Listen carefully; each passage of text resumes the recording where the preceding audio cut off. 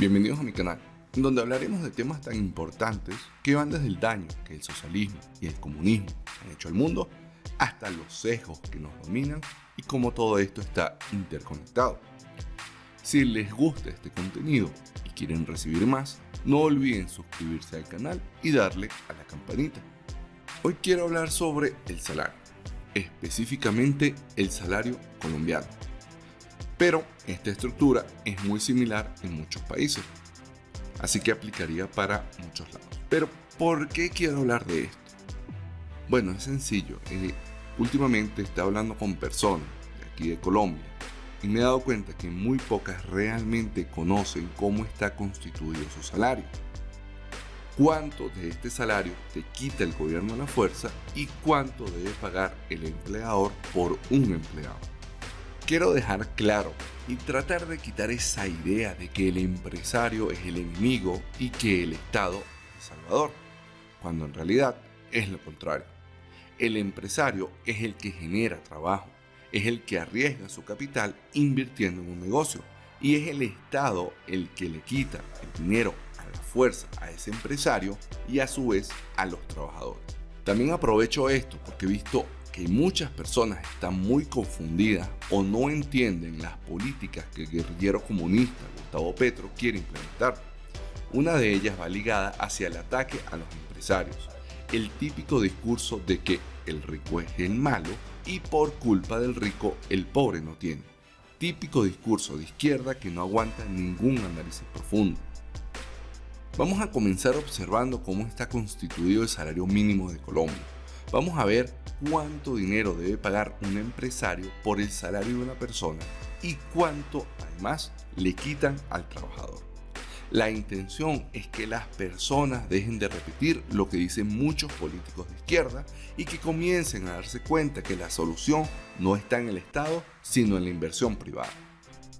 Fíjense aquí, por ejemplo, el salario mínimo mensual, esto es del año 2021, no del 2022, pero viene siendo prácticamente igual. Si ven como del salario mensual tenemos todos estos aportes que se dan y la empresa realmente está pagando o pagó en el 2021 por un salario mínimo, la empresa pagó casi 1.500.000 pesos. ¿Ok? Entonces, como pueden observar, hay casi 500.000 pesos que no llegan al trabajador. Entonces, cuando una empresa contrata a un trabajador por un salario mínimo, no le cuesta 1.000.000 de pesos, le cuesta 1.6 millones de pesos.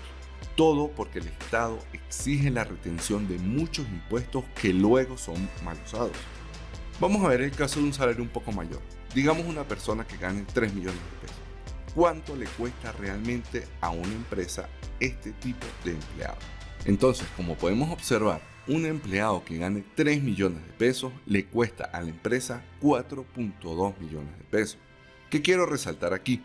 Que la mayoría de las personas que se quejan de su salario dicen que el empresario es el malvado, porque así se lo han vendido todos los gobiernos, y no entienden que la realidad es que el Estado es el que está quitándote mucho de ese dinero.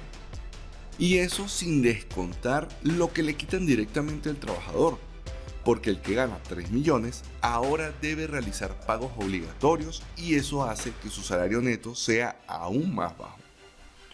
Una persona con un salario de 3 millones termina recibiendo únicamente 2.7 millones. Fíjense algo, el empresario tiene que pagar por ese empleado 4.2 millones de pesos y el empleado solo recibe 2.7 millones. La diferencia, es decir, 1.5 millones de pesos, se los queda el Estado. Y como todos sabemos, el Estado es muy malo manejando recursos porque no es eficiente. Entonces, antes de seguir hablando de que los malos son los empresarios y que el bueno es el Estado, deberíamos cambiarnos ese chip y analizar realmente cómo está constituido nuestro salario.